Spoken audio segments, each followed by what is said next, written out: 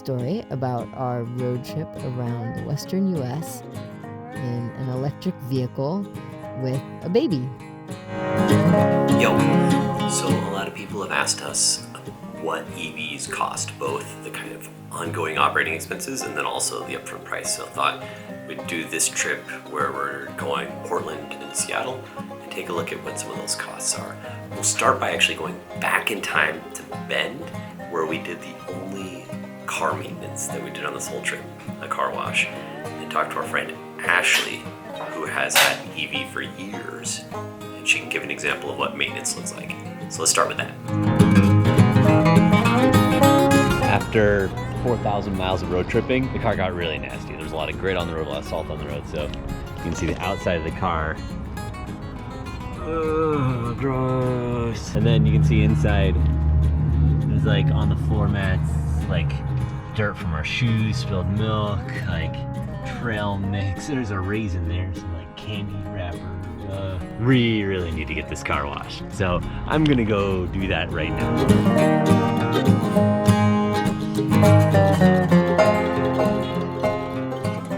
I have been an EV owner since 2016, and I bought a 2013 Nissan Leaf, and it's awesome.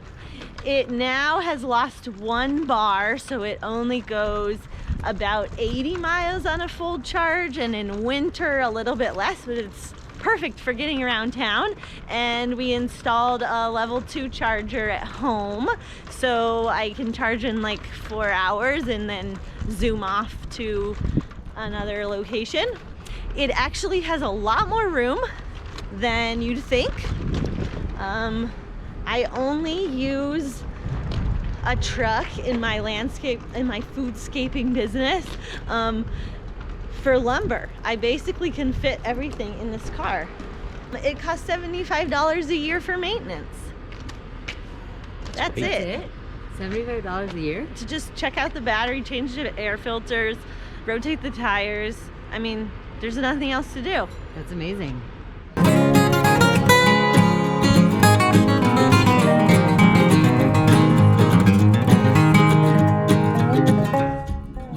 This baby likes to look up.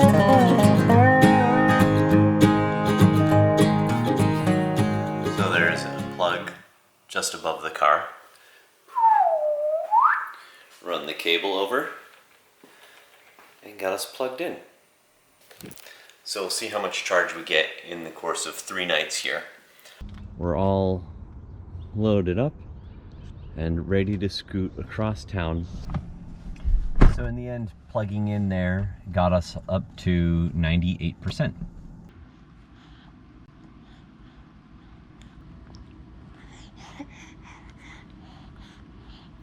Okay, on charging costs, this varies a huge amount. There's a lot of times when it's free. We've had fast chargers that I don't know why they were free, but they were. And then a lot of places where you stay, particularly hotels and really anywhere with an enclosed garage, the charging is generally free as well. But then the rapid chargers normally charge a bit, and we can take a look at an example of that when we went to a charger at a gas station. So let's see what that's like. Crossing the Columbia River. Can't really see, but off to the other side is a great view of Mount Hood.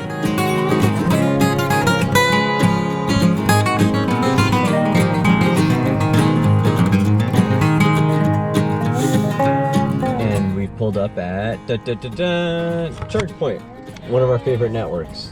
It feels funny making videos being like, trying to show how, what an adventure driving around America is in an electric car, because it's just so normal now. Like just, you know, a few days of road tripping, it's just so easy and so normal. Like, yeah, don't worry.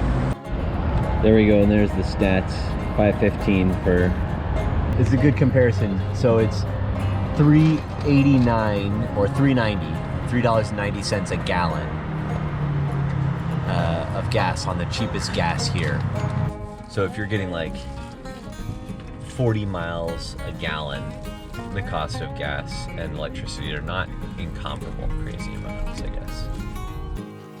Actually, that's not right. So doing the math later, we get on average, in the lifespan of our car, around 3.5 miles per kilowatt hour.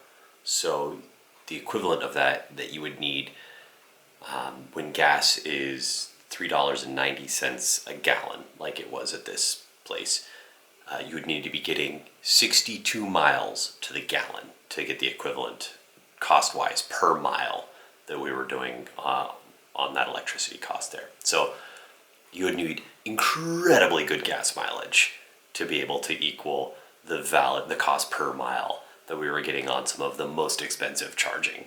And that was when gas was like $3.90 a gallon, and now it's some like stupid number. It's always a stupid number, but now it's even more stupid, you know.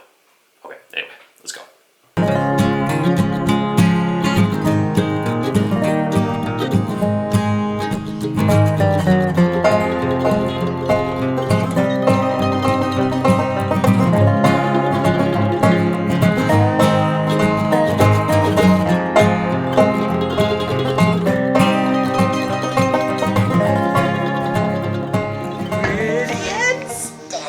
Yeah. Yeah. That's good work. So this is one of the ways we're having fun with a kid on the road is visiting people with other kids and sharing kid care. So Noor and Lyndon and Ashley are all hanging out and playing. Yeah. And they also have a lot of toys that we don't have, which is amazing. So we're borrowing their toys so we don't have to bring so many toys. And then it's a great opportunity to exchange knowledge on toys and the most entertaining ones. This is setting off in Lyndon's first running stroller with Weldon at the helm and Ashley and Atlas as our guides. Yay! Running with dogs and babies! Woo!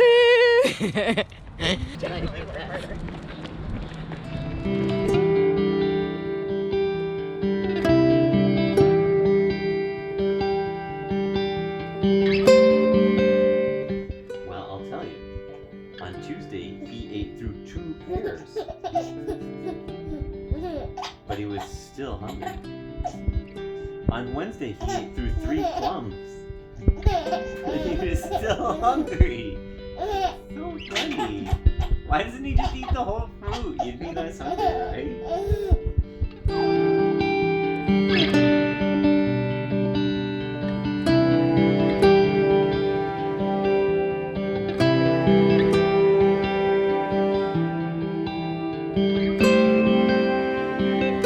Slightly awkward transition now from lovely, peaceful time with friends to talking about car prices.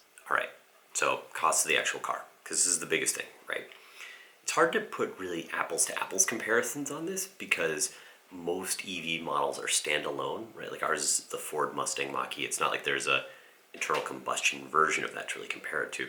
But there are a couple of companies that have ones that are like that. So the Hyundai or Hyundai, however you want to do it, the Kona, for example, it looks like the equivalent electric vehicle and internal combustion engine one. So the electric vehicle is $34,000, and the internal combustion that would be like equivalent trim is $28,600. So yes, the internal combustion one is more, but with tax credits, it's going to be cheaper. So you have like a higher upfront cost, but over the course of like the year, you save money. And then if you take a look at the Volvo, they have the XC40, and if you look at their electric vehicle one, it's $51,700, and then the internal combustion is $4,100 and $400. So that one's like a $10,000 price difference. The tax credits, unless you're in a state with a good tax credit as well, the federal tax credit's not going to make those an even playing field. It's a bit tough to really compare the prices on these though, because like driving an EV is better than driving an internal combustion engine. It's just, it feels smoother, it feels better, and you know, the whole benefit for the world thing as well. So it's tough to really say, okay, here's what the dollars and cents comparison is, but there it is. So you can have a look at those ones and see if that makes sense when you're buying a new car. Hopefully it does, because you know, to my mind, they are on cost parity, and the experience is better, and then the cost of operation is obviously lower. So like really across the board, it wins all the way. After arriving in Seattle, we have only one leg of driving left, from Seattle back down to the Bay. It's about time to sit still in one spot for a little while, figure out jobs, and get on with life.